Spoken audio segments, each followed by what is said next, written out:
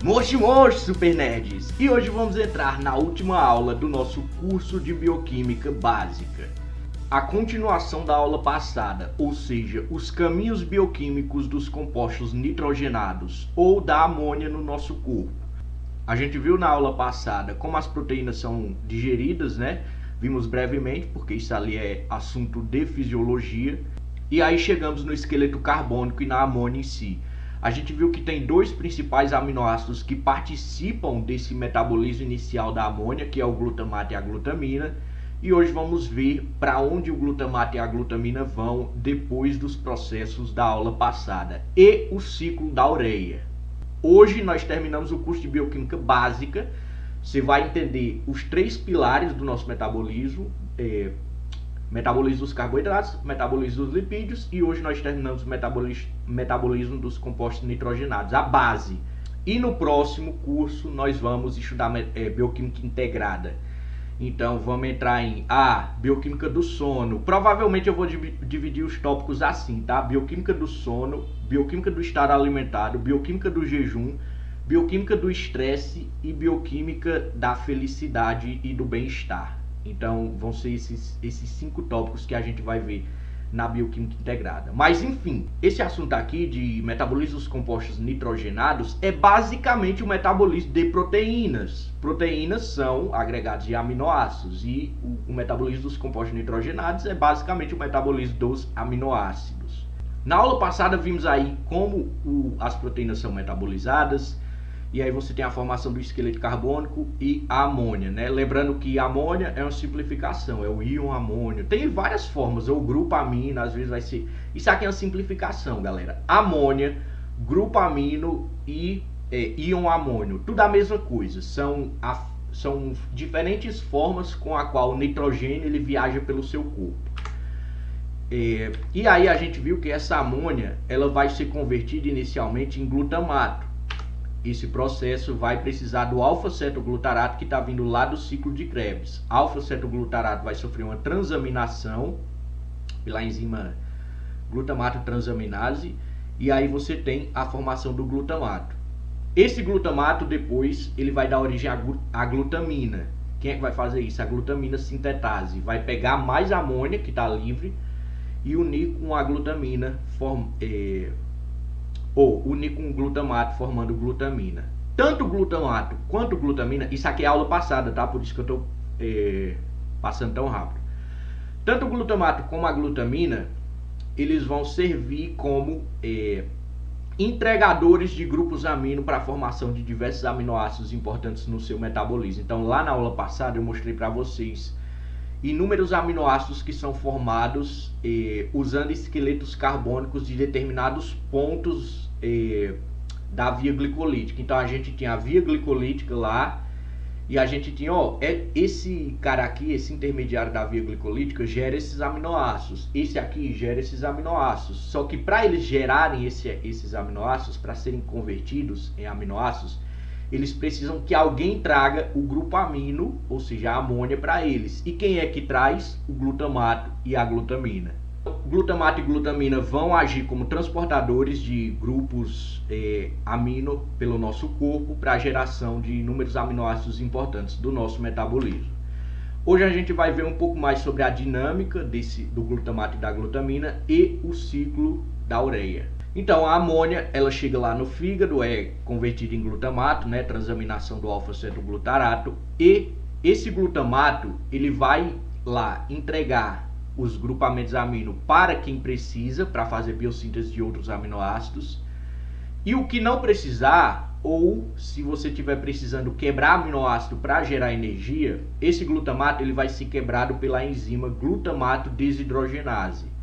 Isso aqui vai acontecer, galera, quando você precisa de aminoácidos para gerar energia. Isso aqui está sempre acontecendo, na verdade.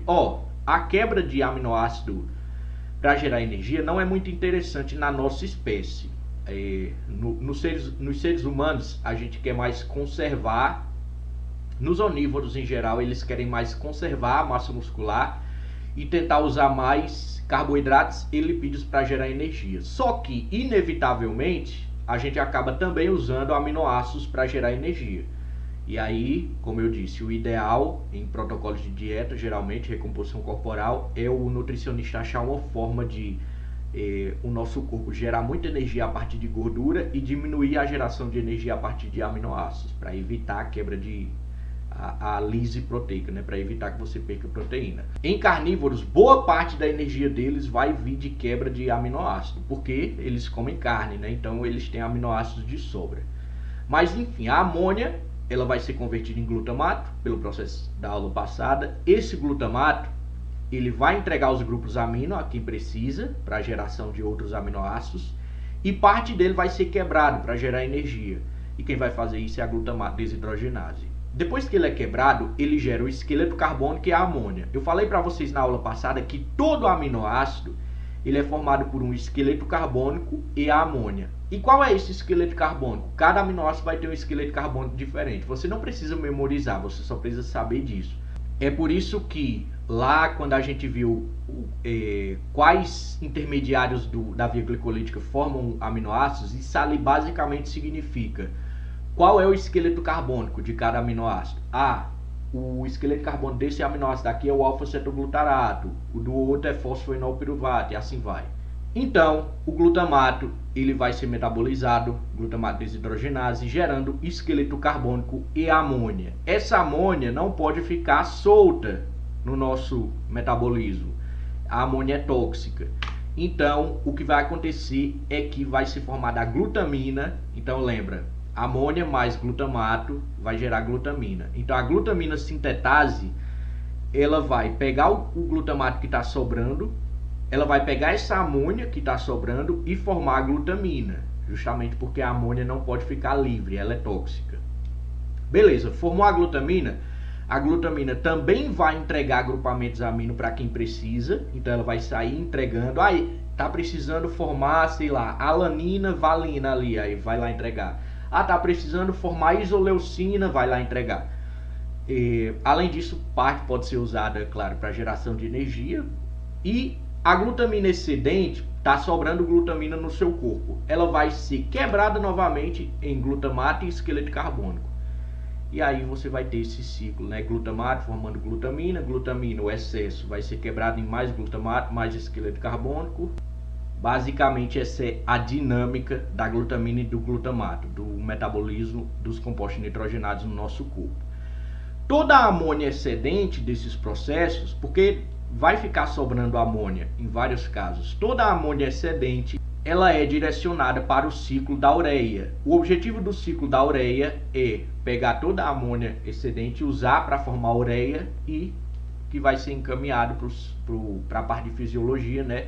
Seu sistema urinário, para que você então essa é a dinâmica básica dos compostos nitrogenados. A degradação das proteínas em aminoácidos, e esses aminoácidos em esqueleto carbônico e amônia. Aí a amônia, primeiro ela vai passar por um processo que envolve glutamato e glutamina, que é essa dinâmica que está sendo mostrada aí para vocês e que eu expliquei melhor na aula passada. E toda a amônia que sobra desses processos vai ser encaminhada para o ciclo da ureia, onde vai ser formada a ureia, vai ser encaminhada para os seus rins e você vai liberar na forma de urina. É por isso que o pessoal diz que você usar suplemento é pagar para mijar caro. Então, por quê? O nosso corpo ele não armazena. Nota o seguinte, tá sobrando amônia, tá sobrando glutamina, vamos armazenar em uma forma? Não existe isso. Claro, tem a síntese proteica, que é outra coisa, outro processo. Mas o seu corpo, por exemplo, nos carboidratos, lembra que a gente tem uma forma de armazenar, que é o glicogênio? Não existe o glicogênio dos aminoácidos, então se o seu corpo não armazena, o que sobra vai pro xixi, então vai pro ciclo da ureia. Então, se você toma mais suplemento do que você precisa, mais proteína do que você precisa, você está pagando para mijar caro. E aí, ao longo da aula, eu venho falando para vocês, esse esqueleto carbônico aqui, ele vai para a via glicolítica. Olha, esse esqueleto carbônico aqui, ele vai para a via glicolítica. Tá, mas como é que eles entram na via glicolítica? Tá aí como é que eles entram.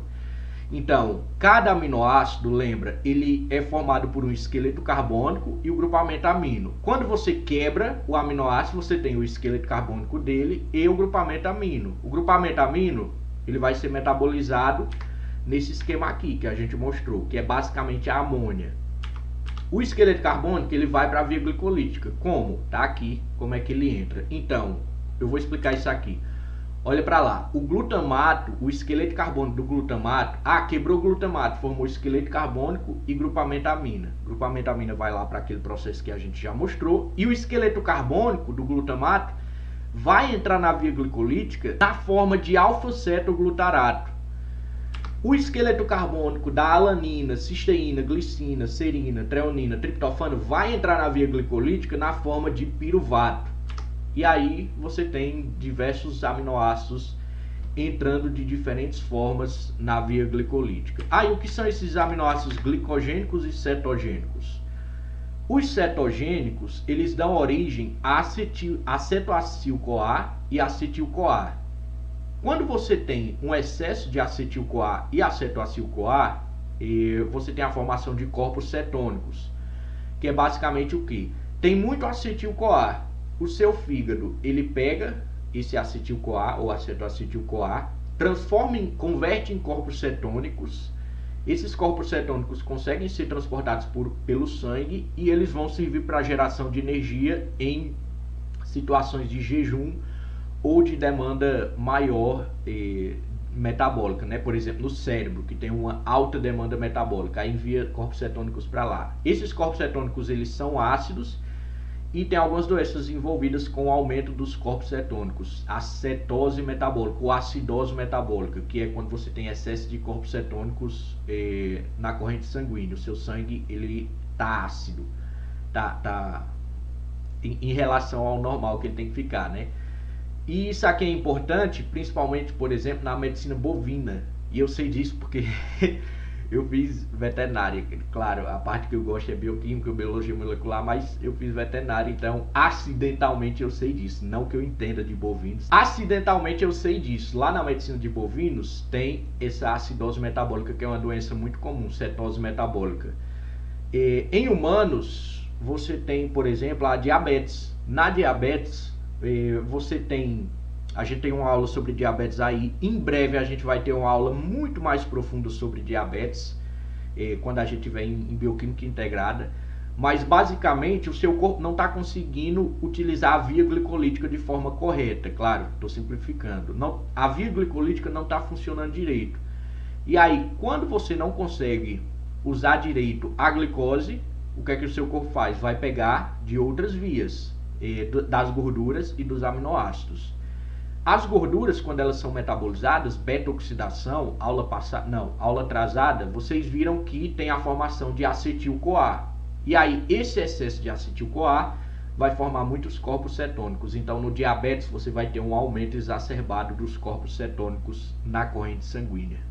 Mas, enfim, esse aí foi o processo pelo qual os esqueletos carbônicos entram na via glicolítica. Vamos continuar.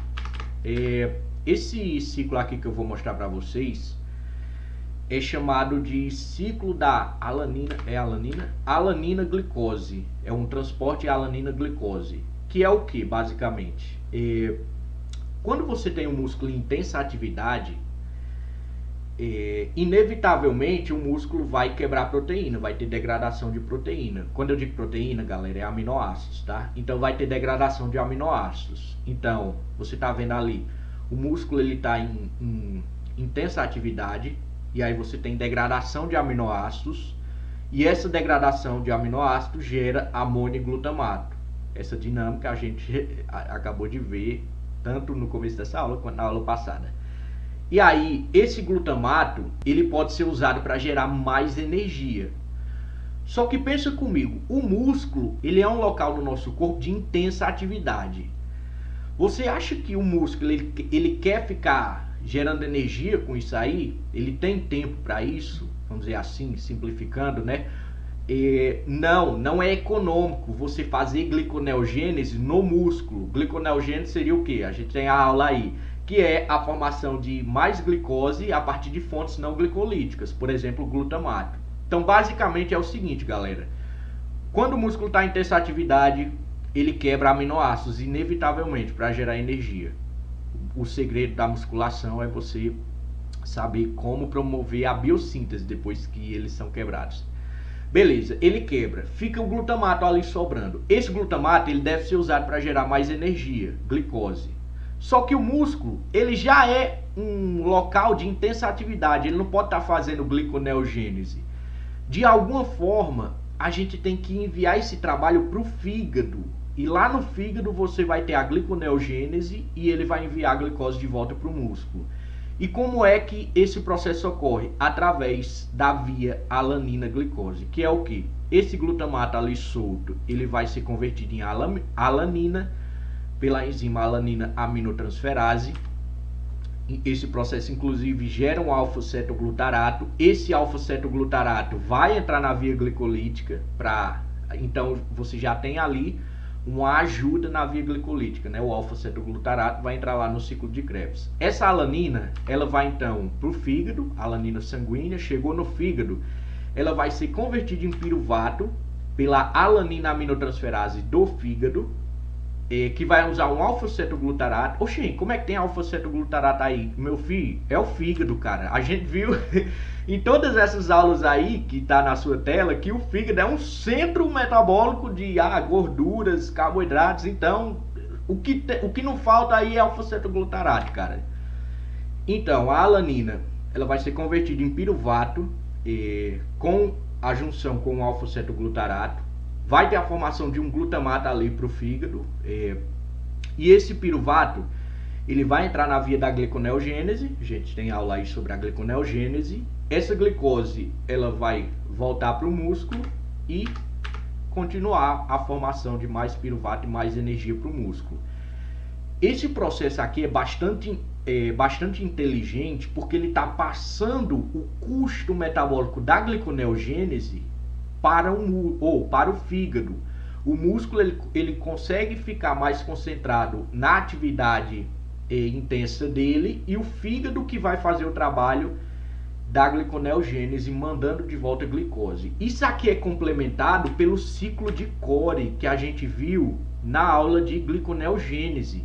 Lá no ciclo de Cori acontece uma coisa semelhante, onde você tem o lactato da atividade muscular sendo enviado para o fígado para fazer uma gliconeogênese e enviar de volta a glicose para o músculo. Então, isso aqui, o ciclo de Cori e o ciclo da alanina-glicose são duas formas inteligentes pelas quais o nosso músculo ele consegue enviar a demanda metabólica da gliconeogênese para o fígado faz a glicose e envia de volta para o músculo. Finalmente chegamos no Master Ultra Boss Kamehameha do metabolismo básico, que é o ciclo da ureia.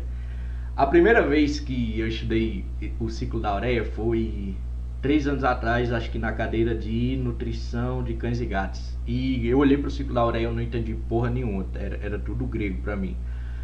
E esses dias, quando eu fui estudar para fazer essa aula, porque as minhas aulas eu faço conforme eu vou estudando esses assuntos, eu faço pós-graduação e aí eu vou estudando e aí eu vou transformando em conteúdo.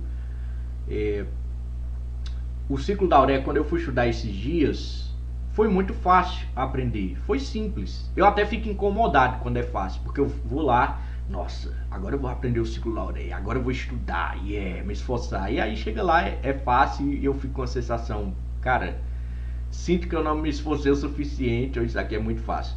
Mas por que é fácil? Olha aí, eu vou ensinar pra você como é que fica fácil. Existe o nosso cérebro, ele, depois que você vai envelhecendo ou se tornando adulto, né, envelhecendo não necessariamente velho, adulto, você vai parando de fazer mais neurogênese, ou seja, não surgem mais neurônios, só que o seu cérebro ele vai aparando as conexões entre neurônios. Isso aqui é uma simplificação, tá, galera? Aparando as ligações entre os neurônios. O que é que isso quer dizer? Quando você se torna um adulto, a melhor forma de você aprender é você criar uma árvore de conhecimentos interconectados, ao invés de decorar coisas. Claro, vai existir pessoas que funcionam melhor decorando coisas. Eu não sei como é que o cérebro delas funciona, ainda não estudei isso, mas vai existir. Só que é muito mais fácil quando você faz conexões. Por exemplo, existe até um estudo com pessoas com Alzheimer, que eles fizeram, onde eles descobriram que a pessoa com Alzheimer não é que ela esquece as coisas, ela só tem mais dificuldade de acessar a informação ainda está lá, só que ela não consegue fazer as conexões. E aí eles iam dando dicas, fazer a pergunta para ela lembrar de alguma coisa, aí iam dando dicas, cada dica se aproximava mais daquela coisa. E aí quanto mais intenso o Alzheimer da pessoa, que é a doença degenerativa, né? Quanto mais intenso o Alzheimer da pessoa, mais dicas ela precisava, e às vezes ela não conseguia fazer a conexão. E aí quando a pessoa tem um Alzheimer leve, ela consegue fazer a conexão com menos dicas. O que é que tudo isso quer dizer aqui? O que é que isso vai me ajudar, essa historinha? Eu odeio professor, eu também não gostava de professor que fica contando historinha, mas essa aqui vai ajudar vocês. Por quê? Eu estou falando para vocês que os assuntos eles se tornam mais fáceis quando você tem vários assuntos conectados na sua cabeça sobre aquilo. Então, olha aí, quando eu fui estudar ciclo da ureia agora, deixa eu procurar aqui. Aqui, ó, ele está mostrando aqui alfa-cetoglutarato, glutamina, aminoácido, glutamato. Esse processo aqui de cima, olha aí, acima dessa linha, é o processo que nós acabamos de estudar. Então, nós já estudamos toda essa dinâmica ali, glutamato, alfa-cetoglutarato. Então, dá para ver de onde as coisas estão vindo e para onde elas estão indo. Ali, ó, esse oxaloacetato ali, aspartato, fumarato. Quando eu li isso pela primeira vez, 3 anos atrás, essas palavras não significavam nada para mim. Eu lia isso e eu... Meu Deus, ciclo da ureia, que besteira, eu nunca vou aprender isso aqui não é necessário, isso aqui é uma bosta.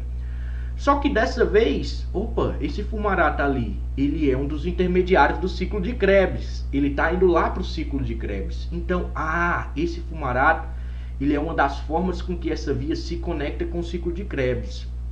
O oxaloacetato chegando lá, de onde é que ele está vindo? Está vindo lá do ciclo de Krebs, que é a via glicolítica. Então, para você entender melhor um assunto difícil, galera, você tem que construir conhecimento, uma árvore que faça várias conexões no seu cérebro. Lembra, o seu cérebro de adulto, ele cresce em inteligência a partir de novas conexões, novas sinapses. Não é neurogênese, ou seja, é muito melhor você estudar várias coisas conectadas, ao invés de tentar decorar uma coisa. Dessa forma, se você faz um estudo consistente da bioquímica, que nem eu venho pregando aqui desde o começo do canal. Começa na via glicolítica, e aí lipídios, e aí vamos vendo todos os assuntos um por um, tudo certinho, sem pular, entendendo cada passo. Mas eu queria estudar suplemento hoje. Não, tenha calma, porque nós estamos estudando o básico, e aí quando for para suplemento vai ser muito mais fácil. É a mesma coisa que está acontecendo aqui. O ciclo da ureia se torna fácil na medida em que você já conhece, você já tem várias conexões no seu cérebro que consegue identificar ali várias coisas no ciclo da ureia. Então isso aqui deixa de ser grego e passa a ser, eu sei de onde é que aquele cara está vindo, eu sei de onde é que aquele outro ali está vindo, eu sei como é que nós chegamos até aqui e eu sei para onde nós vamos. Então é basicamente isso. Esse processo aí de cima é o processo que nós já estudamos, toda a dinâmica ali do glutamato, do alfa-cetoglutarato eu mostrei para vocês em outros esquemas. E agora que a gente sabe como chegamos aqui, como ocorre esse metabolismo inicial do glutamato e da glutamina, nós podemos começar já da amônia, porque eu falei para vocês que o ciclo da ureia ele serve para pegar a amônia excedente, transformar em ureia e ser excretado. Então, como essa amônia chegou ali? A gente já estudou nas outras aulas e no começo dessa aula. Então agora a gente pode começar já da amônia e como ela vai ser transformada em ureia. Para isso eu vou apagar algumas partes do esquema do Lehninger e nós vamos passo a passo ver como é que essa amônia vai ser transformada em ureia. Tá vendo a ureia ali, em azul escuro, ali embaixo, para baixo e para a esquerda. Então, basicamente você tem que entender como essa amônia chega lá na ureia. Tudo começa com a chegada de um bicarbonato que vai se unir com essa amônia, formando carmaboil fosfato, pela enzima carmaboil fosfato sintetase. Esse carmaboil fosfato, ele vai ser convertido em citrulina. Como ele vai ser convertido em citrulina? Ele vai se unir com a ornitina para ser convertido em citrulina. Então, tem uma ornitina ali, e aí você já deve ter percebido que pelo ciclo, né, provavelmente vai terminar com ornitina chegando. Se você acompanhar o ciclo, você tem uma ornitina chegando. Então, já dá para manjar que essa ornitina ela vai ser formada novamente ao longo do ciclo, para repetir o processo. Esse processo aqui, galera, ele ocorre em várias células do corpo, tá? E aí essa ureia, ela vai para o sangue, e aí você tem a filtração do sangue, o processo fisiológico lá no sistema urinário e liberado na urina. Beleza, a amônia, ela vai se unir com o bicarbonato pela ação da enzima carbaboio fosfato sintetase 1. E aí esse carbaboio fosfato vai se unir com a ornitina, formando citrulina. Professor, esse assunto é extremamente chato e difícil. Eu não sei como é que eu vou aprender isso. Ornitina, citrulina, beleza. Eu vou te dar a dica master, e aqui ninguém mais vai te dar essa dica, tá? Que é a dica que eu uso quando eu tô com um processo novo para aprender e as palavras eu nunca vi, parecem muito difíceis. Você tem que entender por que isso está acontecendo, identificar. Eu não quero que você decore ornitina, citrulina, claro, às vezes, vamos dizer, sei lá, se o professor da cadeira de medicina ou de nutrição é chato, ele pede para você decorar, viu? Então às vezes você vai ter que saber o nome, mas aqui eu não prego isso, desde a minha primeira aula que eu digo, galera, vocês não tem que decorar nomezinho, decorar factores, você tem que entender o processo. Então,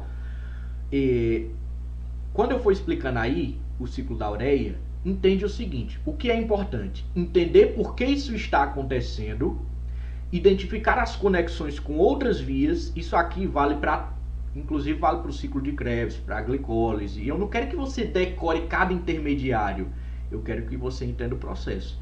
Entender por que o processo está acontecendo, identificar as conexões com outras vias e identificar quem está entrando e quem está saindo. Porque se você aprende esses 3 pontos, beleza, você tem o que você precisa para compreender de forma aprofundada os processos metabólicos lá em bioquímica integrada.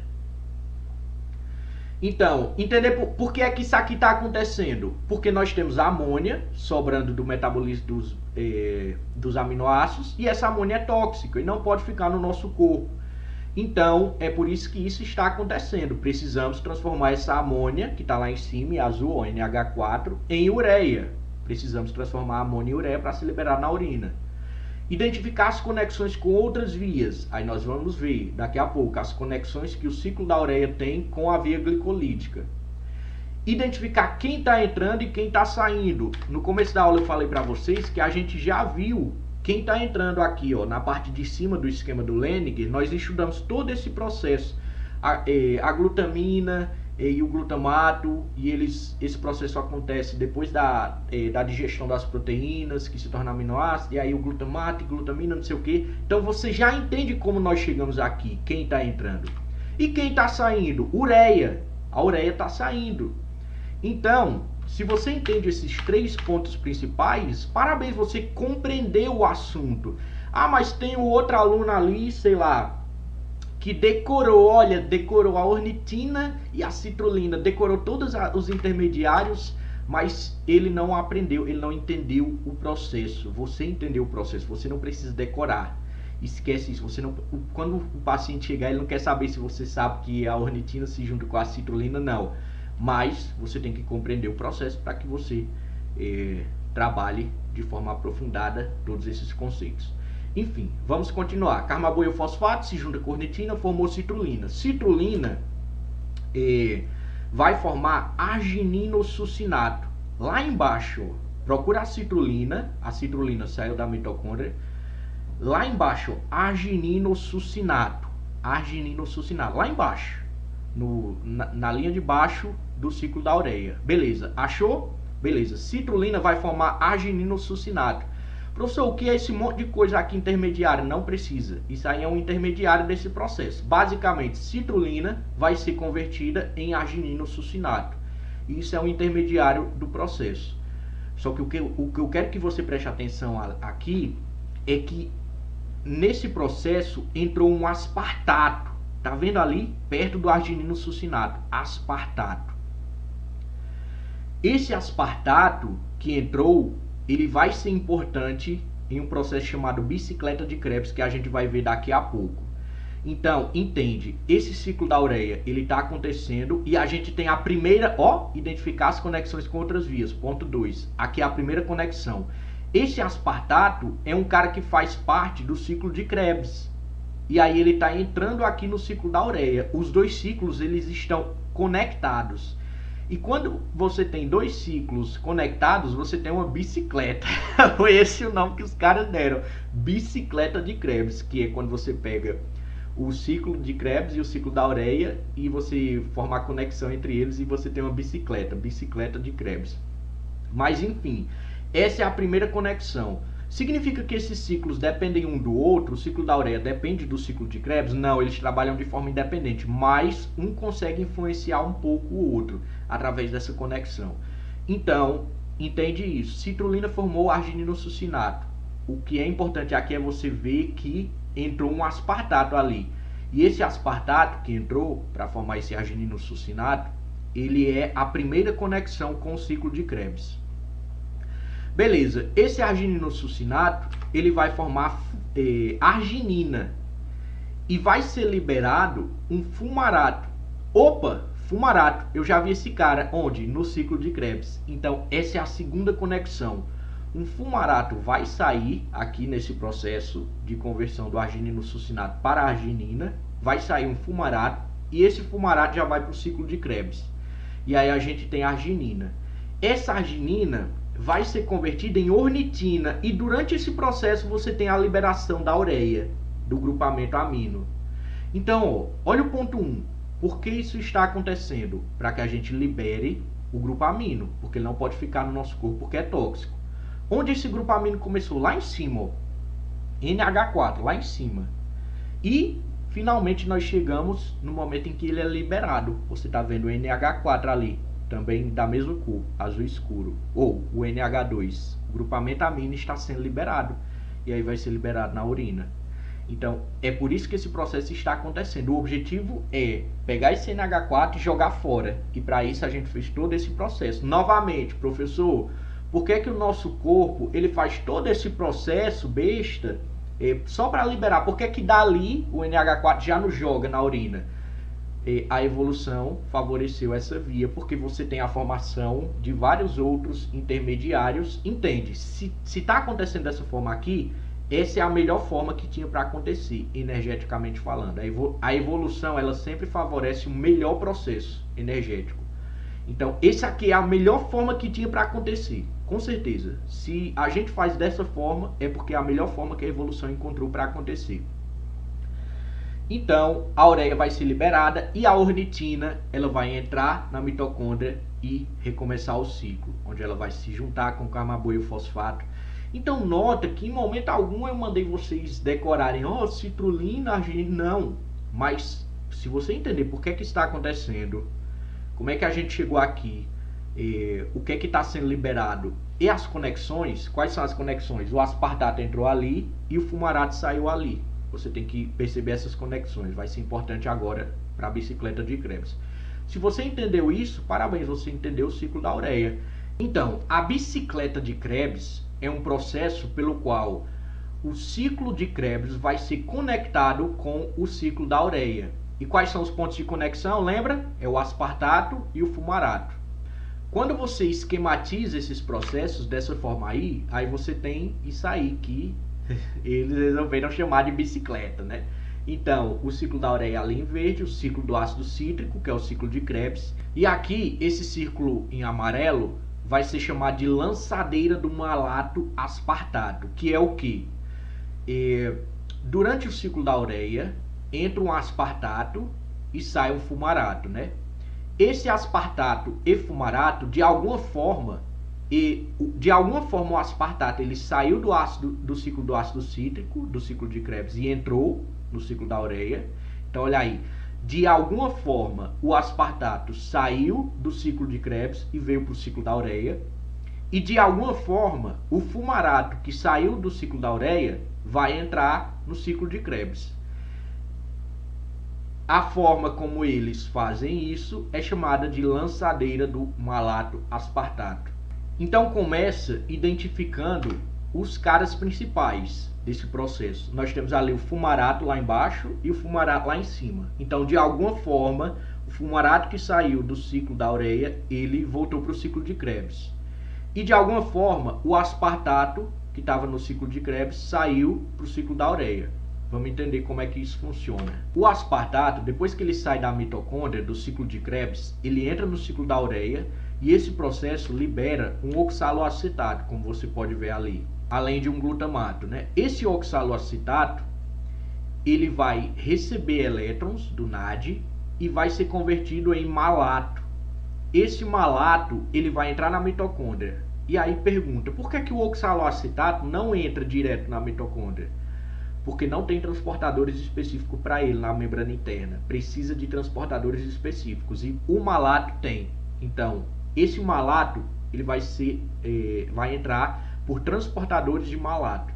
Então, o aspartato ele entrou no ciclo da ureia, esse processo liberou oxaloacetato. Esse oxaloacetato vai ser convertido em malato recebendo um elétron. Esse malato ele consegue penetrar a membrana interna pelos transportadores de malato e lá dentro, olha aí, ele vai entrar no ciclo de Krebs. E quando ele entra nesse ciclo de Krebs, ele libera de volta o elétron que ele pegou lá do citosol. Então, olha aí, o que é o processo, o ciclo aspartato-malato, vamos chamar assim. É um processo pelo qual o aspartato, lembra dos 3 pontos? É um processo pelo qual o primeiro ponto é entender por que isso está acontecendo. É um processo pelo qual o aspartato ele sai da mitocôndria, ele entra no ciclo da ureia, e aí você tem a formação de oxaloacetato, e esse oxaloacetato precisa voltar para o ciclo de Krebs. Como é que ele volta? Ele vai ser convertido em malato. Esse processo ele consegue levar para dentro da mitocôndria um elétron. Então, além da gente transportar o oxaloacetato de volta para ser convertido em malato, a gente ainda conseguiu levar um elétron junto. Aspartato sai, quando ele entra no ciclo da ureia é convertido em oxaloacetato. Esse oxaloacetato entra de volta na forma de malato, isso consegue levar um elétron para dentro. E aí esse malato, como ele está no ciclo de Krebs, ele consegue ser convertido em oxaloacetato, aspartato e aí sair de volta. Então, essa é a primeira parte. A segunda parte envolve o fumarato e vai ser basicamente a mesma coisa. O fumarato que saiu lá do ciclo da ureia, ele precisa entrar de volta na mitocôndria para voltar para o ciclo de Krebs de alguma forma. A gente vai usar ele no ciclo de Krebs. A gente precisa reciclar. O nosso corpo é sempre econômico, ele nunca deixa nada sobrando. Precisamos jogar esse fumarato de volta. Então, esse fumarato ele vai entrar. Lembra quem é que tem transportadores? O malato. Então, a gente vai converter esse fumarato em malato. O malato vai passar pelos transportadores de malato e aí ele vai entrar no ciclo de Krebs de novo. Esse processo onde você tem essas vias interconectadas, quando você coloca no esquema aí, os caras chamaram de bicicleta de Krebs. E a gente já viu em detalhes como é que isso ocorre, esse transporte malato-aspartato, lá na nossa aula, olha aí, de cadeia transportadora de elétrons. E durante essa aula eu falei para vocês, ó galera, isso aqui eu não tenho certeza se é importante, mas eu sinto uma perturbação na força. Eu sinto que isso aqui vai ser importante em algum momento, então eu vou ensinar para vocês aqui, mas não se preocupem em decorar. Eu falei isso, exatamente isso nessa aula. Então tá aí, o processo de transporte malato-aspartato, que eu expliquei lá na aula de cadeia transportadora de elétrons, tá aqui, ele aqui aparecendo na bicicleta de Krebs.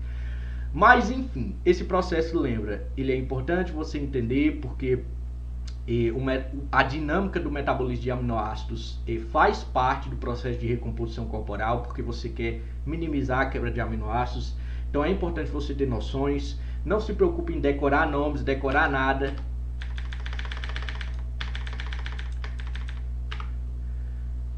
E com isso nós finalizamos o nosso curso de Bioquímica Básica. A partir de agora você tem as ferramentas necessárias para compreender as vias básicas do metabolismo.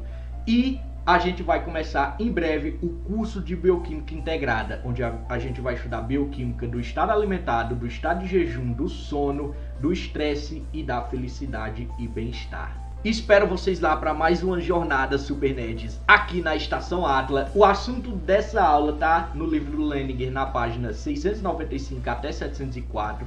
Muito obrigado se você assistiu esse curso de Bioquímica Básica. Agora você tem literalmente um novo superpoder, que é a compreensão do metabolismo básico humano, tanto os compostos nitrogenados, lipídios e carboidratos.